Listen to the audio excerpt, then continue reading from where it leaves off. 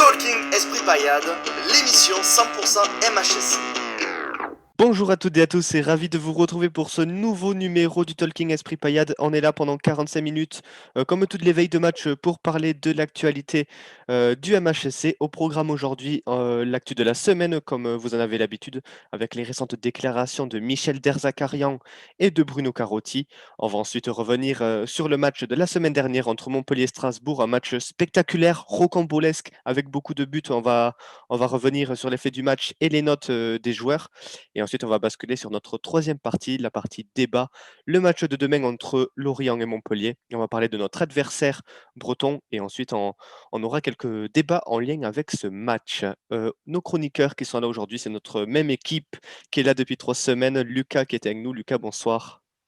Bonsoir Dorian, Lucas. Bonsoir Bonsoir Lucas, Dorian, oui, bah oui. bonsoir Dorian, bonsoir à tous. Comment ça va? Mais ça va très bien et toi? Ça va, impeccable. Et toi Bouba, comment ça va? Bonsoir Bouba. Ouais, bonsoir à tous et ouais, ben voilà, content d'être avec vous encore une fois, c'est cool. Mais nous aussi, on est content d'être avec toi et on espère que vous allez bien sur le chat YouTube, que vous serez nombreux à vous à réagir, pardon, oui. Et oui, on espère que vous passerez une bonne émission avec nous. On commence la revue de l'actu par une actu plus triste. Tout le monde a été au courant. On va rendre un petit hommage à Diego Maradona qui nous a quittés cette semaine à l'âge de 60 ans. Euh, la légende argentine qui aurait même pu devenir entraîneur du MHSC. On vous invite à lire l'article sur notre site. Il y a eu des contacts entre lui et Louis Nicolin sans que ça aboutisse. Messieurs, juste, je vous demande un petit mot sur cette légende qui nous a quittés cette semaine. Bouba, je t'interroge en premier. Je vois qu'il y a deux jolis maillots derrière toi. Ouais, ben déjà, ouais, c'est sympa. Ouais, ben, moi, il fait partie des top 5 qui m'ont fait rêver quand j'étais enfant. Voilà, donc je me souvenir, la Coupe du Monde 86, j'avais 8 ans. El phénomène, voilà, après, c'est tout ce qu'il représentait. C'était le football, on va dire, le football de rue qui a réussi. Il a eu des frasques bonnes et pas bonnes, hein, voilà, mais moi, je préfère retenir que le bon et c'était un sacré personnage. Et je pense que s'il n'aurait pas eu tous ces déboires, ça serait encore plus monstrueux ce qu'il aurait pu faire dans sa carrière. Et vraiment un bel. Alors, je suis content parce qu'on lui rend un bel hommage de partout et il le mérite. Un grand, grand joueur. Lucas, nous, on l'a peut-être pas vu jouer au football parce qu'on est jeune, hein, on a 20 ans pour ceux qui le savent pas, mais on se rend compte quand même de la dimension qu'était ce personnage. Ouais, ce que j'allais dire en plus que tous les deux on l'a pas connu, mais déjà quand on voit les hommages qui se passent, qui sont en train de se dérouler en Argentine, on voit que le mec c'était vraiment un dieu là-bas, comme l'a titré d'ailleurs l'équipe sur sa une.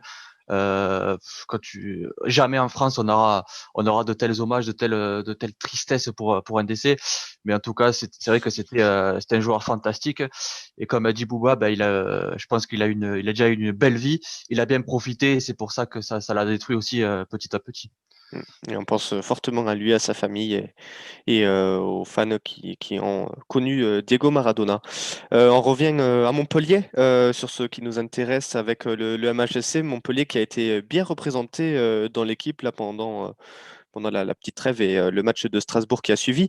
Delors et Sambia ont été nommés dans l'équipe type de la 11e journée.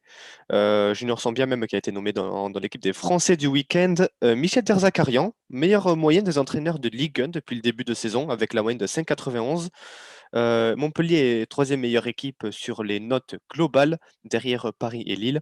Et Laborde est le quatrième joueur de Ligue 1 le mieux noté, avec la note de 6,18 points sur 10. Monsieur, alors c'est des notes assez flatteuses pour le MHSC. Lucas, c'est un Montpellier enfin reconnu à sa juste valeur pour les médias pour toi?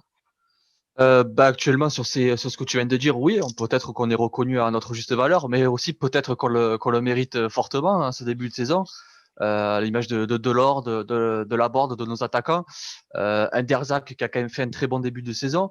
On peut noter forcément les matchs difficiles face à Reims, face à Monaco, face à Nîmes, Oui, il a mais été depuis beaucoup critiqué, mais ouais, il est quand même mais ouais, ouais, meilleur mais entraîneur depuis de Ligue 1 en moyenne, hein. depuis, il y a des résultats.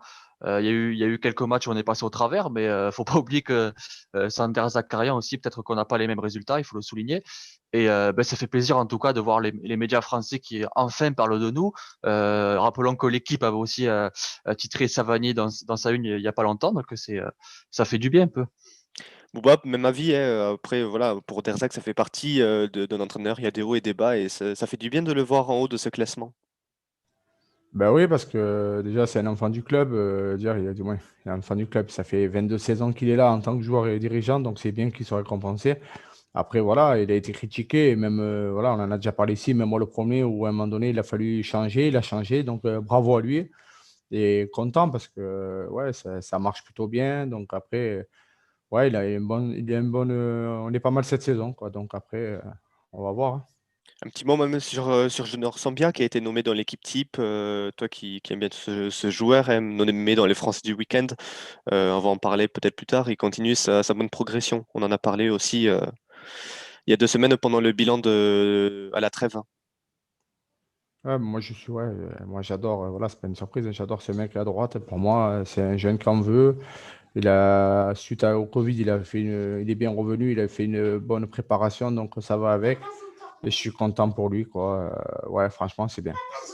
On va parler de Michel Derzakarian qui est intervenu dans l'after-foot. Il est revenu sur son passage en 3-5-2 quand il a essayé. Donc, il a déclaré: quand tu arrives dans un club qui avait failli descendre, que l'équipe terminait dans les mauvaises défenses, il fallait remettre une bonne assise défensive. Et c'est ce qu'on s'évertue à faire avec le staff pour remettre tout le monde à un bon niveau défensif. Ça nous a permis d'être costaud et de faire une très bonne saison. Et ensuite, il est revenu sur comment il a essayé de basculer avec le 4-3-3, qu'il a essayé sur les matchs amicaux, qui a semblé moins bien marcher que maintenant. Donc, il a déclaré: pour l'instant, tant que ça va bien fonctionner. Tant que ça va bien fonctionner, pardon, on va jouer comme ça. J'espère qu'on va continuer notre série de victoires. On avait essayé ce schéma durant les matchs amicaux pendant la préparation. Il y avait des choses qui fonctionnaient pas bien. Après, on avait Mavididi qui s'était blessé juste avant la reprise du championnat. On était repassé un système à 3 derrière et 4 au milieu. Mais bon, ça fait que 3 matchs qu'on a repris ce système et les joueurs l'aiment très très bien. Le plus important, c'est que les joueurs l'aiment bien. Alors, messieurs, je ne sais pas si vous voulez réagir là-dessus. On en a parlé toutes ces dernières semaines sur ce changement de système. Là, on voit que Derzac a l'air bien installé avec ce 4-3-3 et qu'il a l'air décidé de le mener le plus loin possible, Lucas. Ouais, le plus loin possible, on l'espère, et de la meilleure des façons, des manières surtout. Après, les matchs cet été, on n'a pas vraiment pu les voir parce qu'ils n'étaient pas diffusés aussi. Donc dire pourquoi ça n'avait pas fonctionné cet été, ben, je saurais pas vous le dire. Après, peut-être un manque d'implication parce que c'est des matchs amicaux. Il y avait pas, le foot avait été arrêté pendant un sacré moment à cause du Covid. Mais en tout cas, le principal, c'est que ça marche maintenant pendant les matchs officiels de Ligue 1 qui comptent énormément. Oui, on avait eu beaucoup de cas de Covid aussi pendant l'intersaison, Bouba. Ouais, ouais, comme a dit Lucas, moi je pense que c'était en amical. On a le mauvais souvenir de l'année dernière. Je reviens sur la blessure de TJ. Mm. Je pense qu'ils y sont allés tranquilles. Ils prenaient aucun. On a joué des équipes un peu bizarres, un peu rugueuses aussi. D'après les commentaires de ceux qui ont suivi, ça a joué fort aussi. Donc peut-être pas prendre de risques. Et il fallait s'acclimater. Et après, est-ce qu'on avait les joueurs? On n'avait pas tous ces joueurs en même temps. TJ, Mollet, Ferry en même moment, quoi. Mm. Et on passe un bonjour aux petits de Bouba qui on les entend. Ouais, désolé, hein, ils sont à Non, la c'est pas maison. grave, on les salue. Bruno Carotti également a intervenu dans les médias. Il était l'invité de l'émission de Bertrand Connaught sur France Bleu Héros. Alors, il a semblé assez fermé un renfort défensif cet hiver. Il a déclaré donc pas de renfort défensif cet hiver. Donc, non, ce n'est pas prévu pour l'instant. Si demain il y a une possibilité pour préparer l'avenir au mois de juin, ou si je touche du bois, il y a un souci, bien sûr, quand on sera là pour trouver les solutions. Donc, un renfort défensif peut-être en dernier recours, Lucas. Est-ce que toi, tu es d'accord avec ça? Est-ce qu'il faut recruter un défenseur cet hiver? Ben moi, je dis oui, vous le savez, je pense. J'ai dit maintes et maintes fois qu'il fallait un défenseur, notamment surtout central, parce que Hilton, ben justement, on voit qu'il est actuellement il est remplaçant. Peut-être qu'il va intégrer le 11, mais on sent qu'il est sur la fin, vraiment cette fois sur la fin. Pedro Mendes, bon, il paraît installé, mais c'est pas l'assurance tout risque. Congrès, il est pas exemple d'une blessure comme Hilton, d'une faiblesse enfin, qui pourrait ne plus être en jambe, pardon, à cause de forcément de son âge comme Vito. Derrière, on a un Cosa. On ne sait pas vraiment ce qu'il vaut depuis sa blessure au croisé. Il est jamais vraiment revenu. Il a fait un match contre Angers vraiment délicat. On a Vidal, on l'a jamais vu. donc, à moins qu'on fasse jouer les jeunes, ce qui n'est pas le cas, pour moi, il faudrait recruter un défenseur central, oui, et surtout de l'expérience. Bouba? Ouais, ben, tu as tout dit, Lucas. En fait, je suis d'accord avec toi. Il faut recruter peut-être pour en cas de souci, parce que les trois derrière, c'est un peu limite par moment. Mais moi, je ne suis pas tout à fait d'accord pour Kodza, parce que bon, je pense qu'il faut qu'il enchaîne, mais surtout le petit Vidal, parce que lui, c'est un avenir du club. Et si on ne le fait pas jouer, on va le regretter. Mm. Alors, Bruno Carotti qui disait dans la même émission pardon, sur France Bleu Héros que c'est un travail qui est long, qu'ils essayent de trouver un défenseur qui soit le plus complet possible et complémentaire des joueurs déjà en place pour solidifier la défense payadine. Donc ce sera une affaire à suivre pour la question des défenseurs cet hiver. On passe sur la deuxième partie de l'émission, la partie débrief entre Montpellier et Strasbourg. Un match rocambolesque, 4-3, avec Montpellier qui a mené par 2 fois au score avant que Strasbourg n'égalise par 2 fois sur penalty. Montpellier a ensuite repris l'avantage grâce à Andy Delors, pardon. Ajor qui a égalisé juste avant la mi-temps, donc 3 partout à la pause, et c'est Laborde qui a donné la victoire Montpellier-Rennes en milieu de deuxième mi-temps. Beaucoup de buts, que retenir de ce match rocambolesque, Lucas? Retenir déjà qu'on a énormément de caractère. Parce que plusieurs fois Strasbourg ils sont revenus et nous on a eu le caractère, la force mentale pour reprendre l'avantage à plusieurs reprises. J'ai envie de retenir aussi qu'on est faible défensivement parce qu'on prend 3 buts. Alors on va parler de l'arbitrage, mais il y a un problème défensif en tout cas. Il va falloir y remédier parce que c'est sûr qu'on va pas mettre 4 buts à tous les matchs. On va pas marquer un but de plus à tous les matchs que l'adversaire. On en prend 3, c'est fantastique d'en mettre 4, mais ça n'arrivera pas toutes les semaines. Donc, mais en tout cas, le plus important à retenir, c'est que on a gagné ce match et qu'on marque des buts aussi. Alors, Boba, comment on le voit? On le voit à moitié plein ou à moitié vide, ce verre? On a marqué 4 buts, oui, on en a pris 3, c'est moins bien. Comment on analyse tout ça?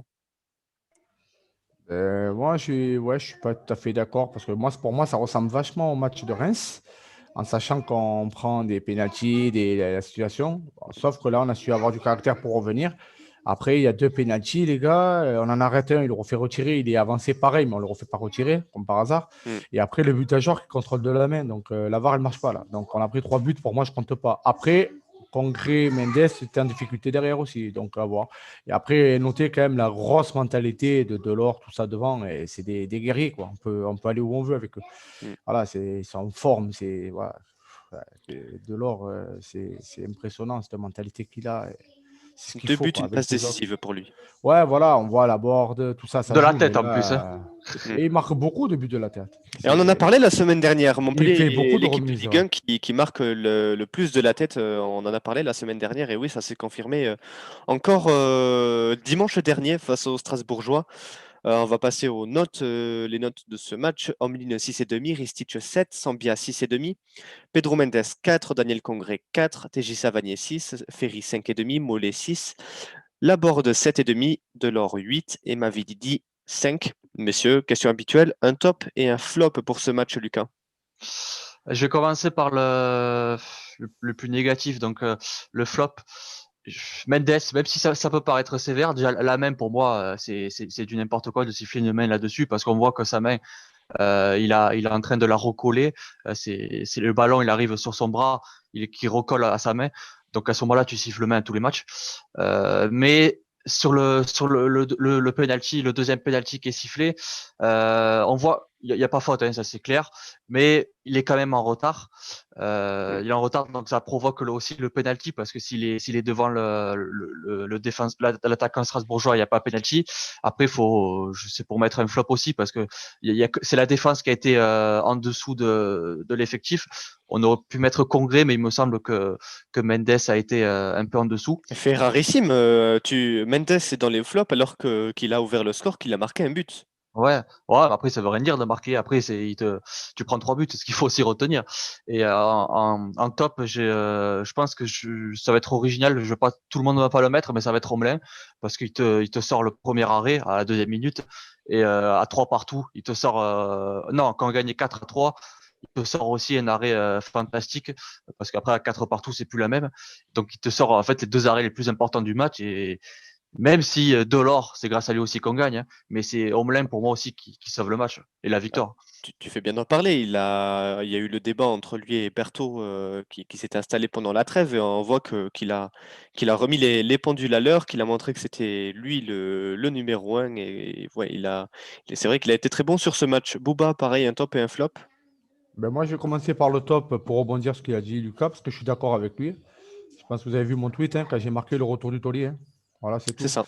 Voilà, il n'y a pas photo. Quoi. Je veux dire, il ne faut pas oublier qu'il fait des arrêts déterminants. Il arrête le penalty aussi. Hein. Donc, même s'il faut retirer, mais il arrête le penalty.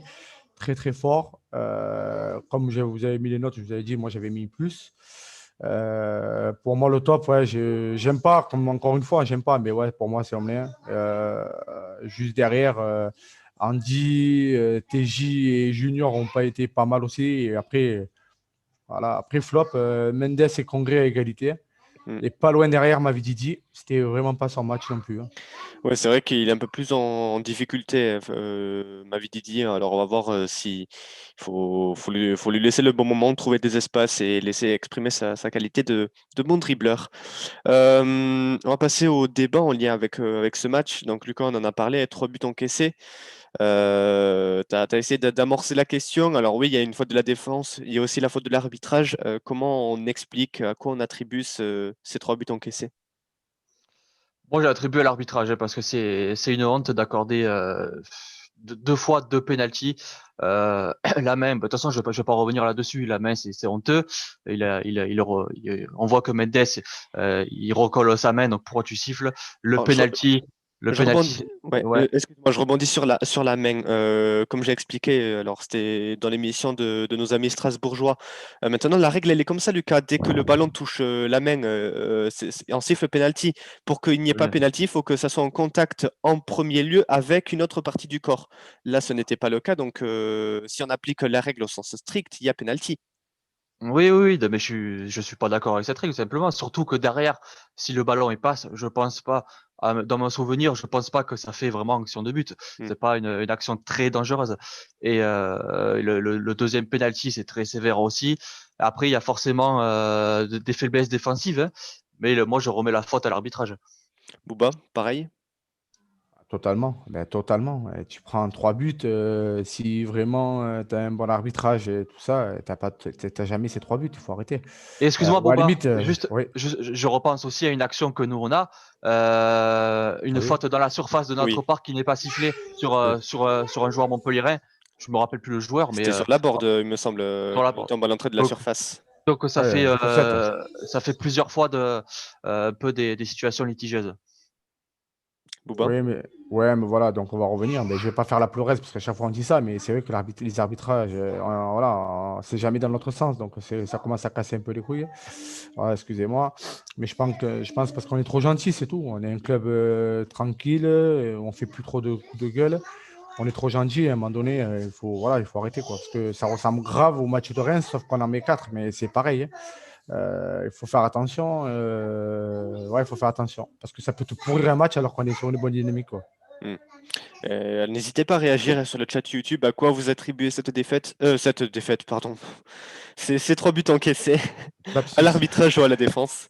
Et oui, non, parce qu'on en a quand même marqué 4 et c'est bien ça l'essentiel. Lucas, je te pose la question alors très rapidement. Est-ce que tu penses qu'avec avec le 3-5-2, Montpellier aurait gagné ce match ou se serait peut-être effondré, n'aurait pas marqué ces 4 buts? Comment tu le vois? On va Alors, ouais, revenir autour de cette question, mais j'ai déjà réfléchi, je vais faire vite. Non, pour moi, on n'aurait pas gagné parce que avec le 4-3-3, tout simplement, on marque beaucoup de buts, des buts qu'on marquait pas en 3-5-2. On se projette beaucoup vers l'avant. Peut-être qu'on aurait pris effectivement moins de buts, mais on aurait surtout marqué moins et ça aurait peut-être donné le même match contre Reims que alors, contre Reims.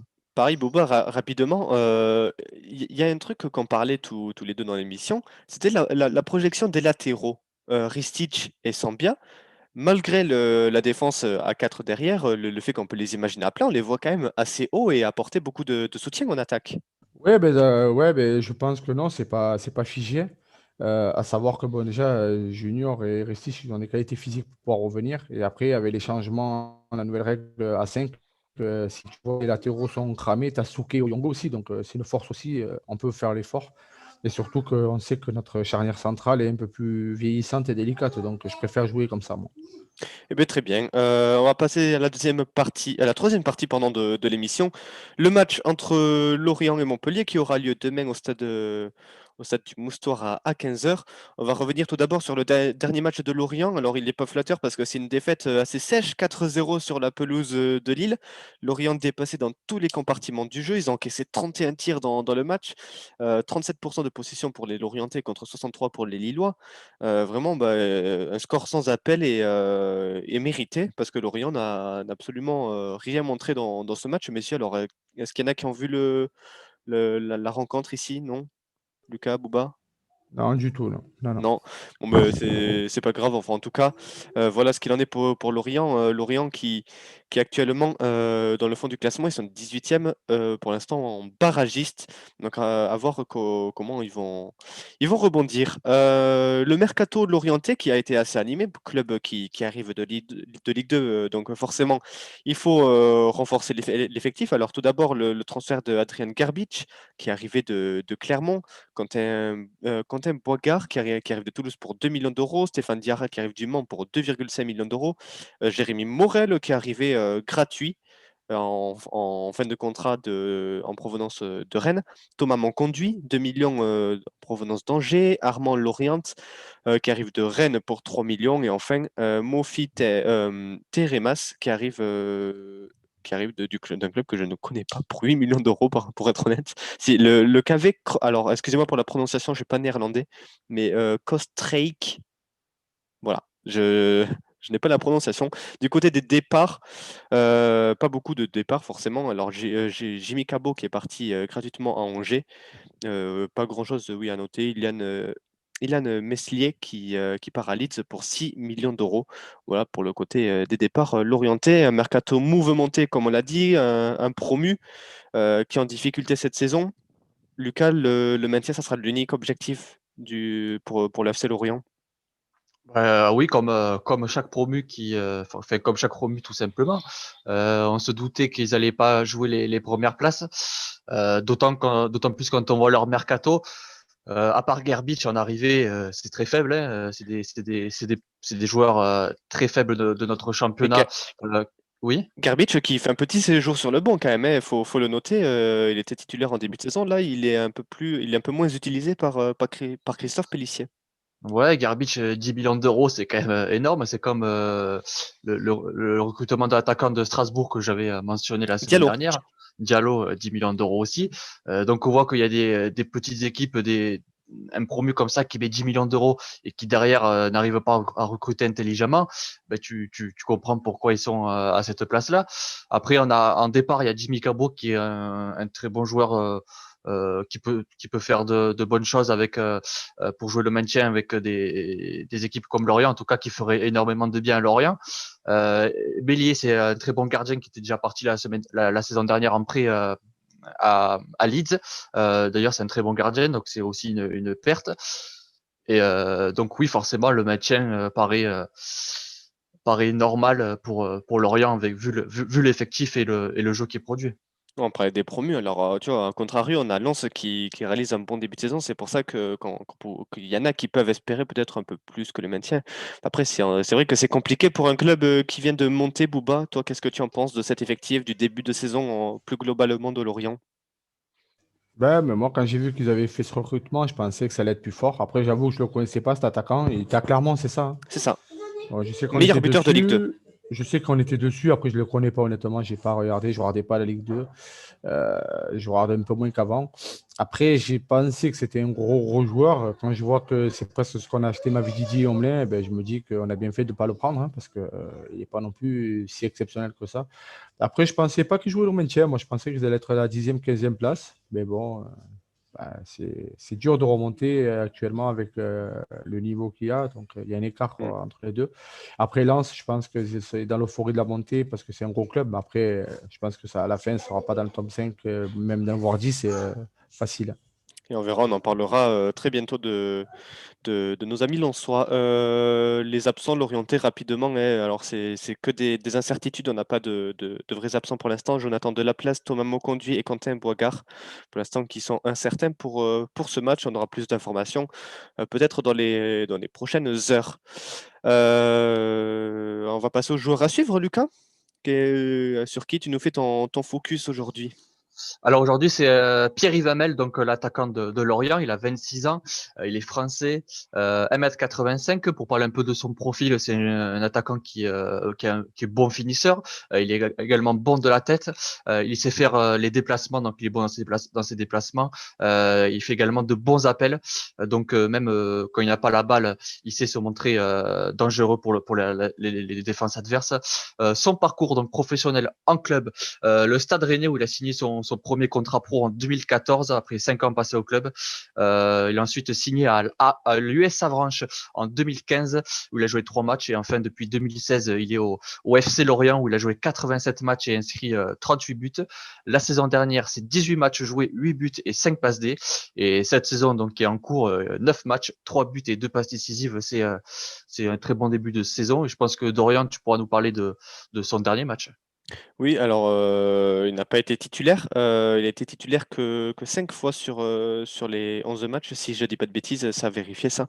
Il entrait autour de la 60e minute de jeu. Alors bon, son équipe était déjà en plein naufrage. Il n'a pas apporté grand-chose, 12 ballons touchés. Enfin, il n'y a eu aucune frappe sur les 30 minutes après son entrée en jeu. Donc non, il n'a pas pesé sur le cours de la rencontre. Voilà, son équipe était déjà menée 3-0 à ce moment-là. Donc non, il n'a fait que subir comme l'a fait son équipe durant tout le match. Et c'est pas le type de match où il faut juger Pierre-Yves Hamel parce qu'il a d'autres qualités ou là, sur des matchs plus équilibrés, il est capable de les exploiter. Bah, un petit mot peut-être sur lui. Ouais, non, pas trop. Je ne connais pas trop non plus. Donc après, je préfère pas. La semaine Tout dernière, prononcé. sur Ajor que j'ai porté la poisse. Et Donc voilà, je- j'allais le dire. Voilà. Le joueur de Lucas la semaine dernière, c'était Ludovic Ajor il a planté un but. C'est le seul qui a planté un but. Je Mais ça connaissais fait pas longtemps l'histoire. ça fait longtemps que j'avais pas eu un joueur à suivre qui avait marqué d'ailleurs, hein. Ouais, bon, on va essayer de revenir dans le plus Ouais. standard, c'est-à-dire des joueurs à suivre qui ne marquent pas. On Ouais. préfère ça comme ça.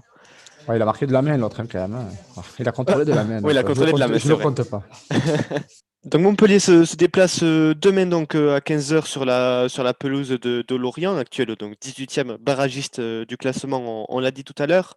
Montpellier va sûrement reconduire la même équipe hein, avec le même schéma tactique comme on le voit depuis le match contre Saint-Étienne. Le même 11 qui a été aligné contre Bordeaux et contre Strasbourg devrait être reconduit. Malgré cela, malgré le naufrage défensif qu'il y a eu dimanche dernier face aux Strasbourgeois, est-ce que vous êtes d'accord avec ça? Est-ce qu'il faut reconduire la même défense ou Lucas, est-ce que tu verrais un peu de changement dans ces quatre derrière? Non, la même défense. Déjà les latéraux, on n'en discute pas parce ils ont été exceptionnels face à Strasbourg.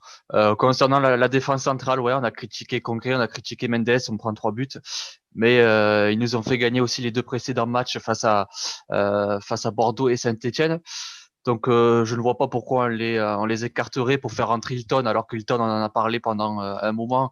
Est-ce qu'on le met, est-ce qu'on le met pas? On a été d'accord avec Darzakarian concernant le fait de le mettre remplaçant. Alors pourquoi changer ça pour un match où on a pris 3 buts? Moi je comprendrais pas vraiment. Ce serait pas logique parce qu'à ce moment-là on se dirait oh un coup il est là, un coup il est pas là. Il faut décider un truc et pour moi la défense centrale c'est Mendes Congré. Alors après si oui on prend 3 buts encore une fois face à Lorient, là la question pourra se poser.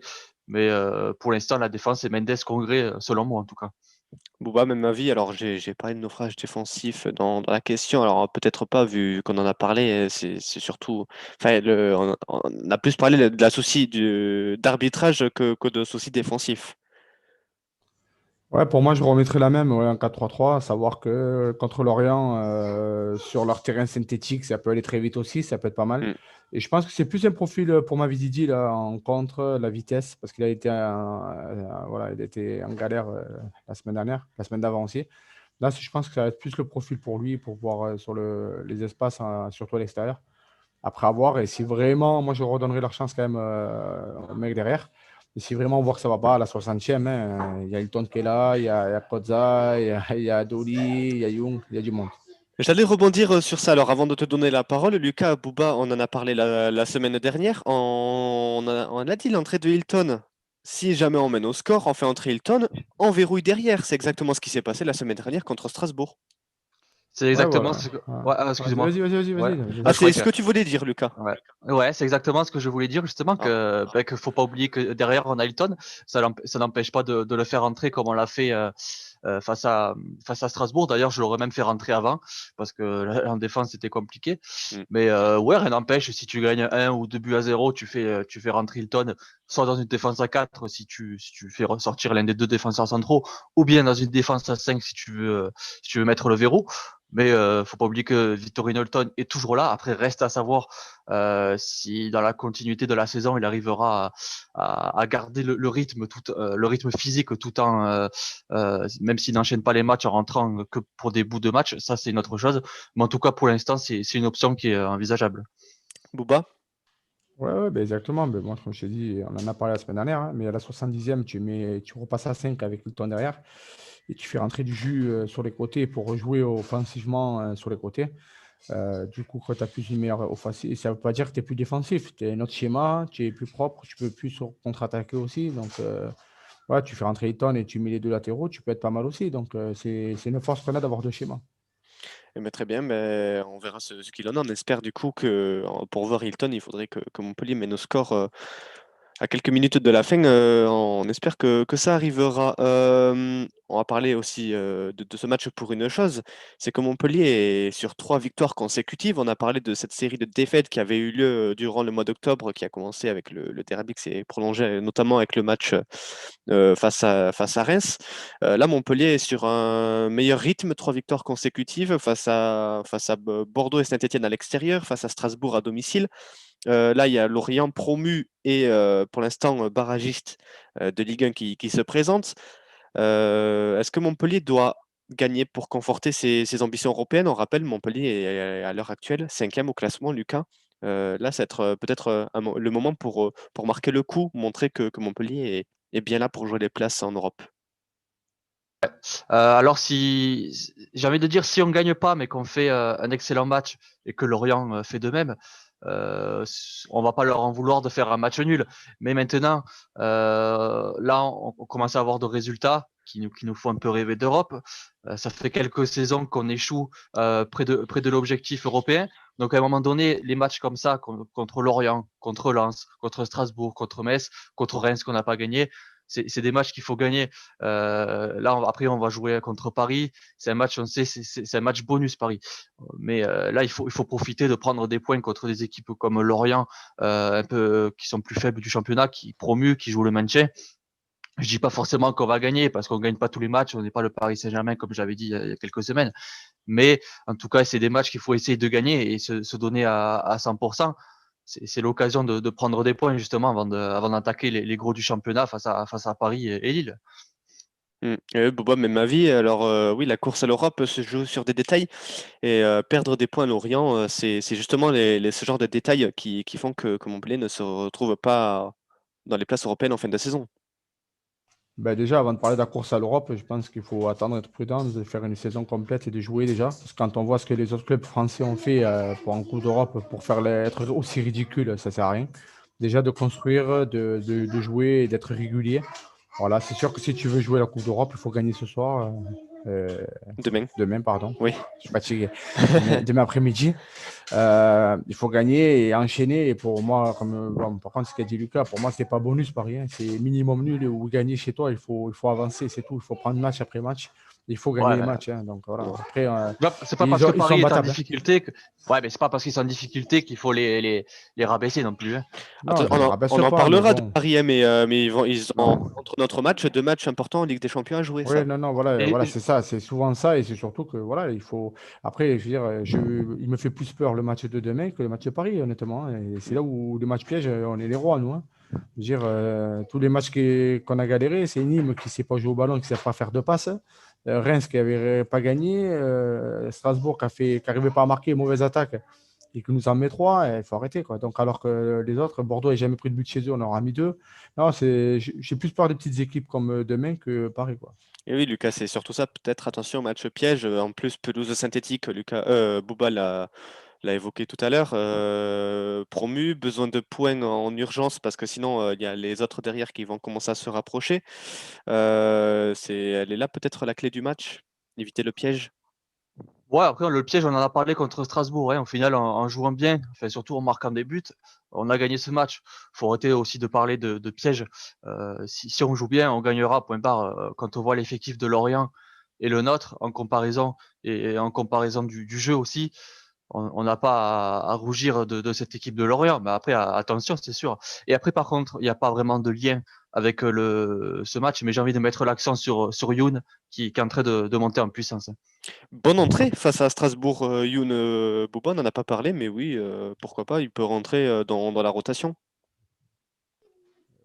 Si, justement, je t'ai dit tout à l'heure, justement, qu'à un moment donné, tu peux faire entrer Dolly et Youn sur les côtés, vu que ça joue au ballon, pour faire souffler un peu. C'est ce que je te disais juste quand je t'ai dit qu'on pouvait faire entrer sur les latéraux. Non, ouais, après, c'est pas un énorme joueur, mais il a de l'envie, il est volontaire, et ça fait plaisir. Il a l'esprit Payet, ça, c'est sûr, hein. Franchement, il régale pour ça, déjà, parce que il est volontaire, et ça c'est bien. Après, voilà, je rappelle, c'est pas pour Lucas, c'est pas pour dire qu'on est mauvais, mais attention à être prudent et surtout, le synthétique, ça ne nous a jamais réussi. Donc attention, c'est pas le même football. Ils sont chez eux, donc moi j'espère qu'on va gagner, mais je suis confiant aussi, mais il faut rester prudent.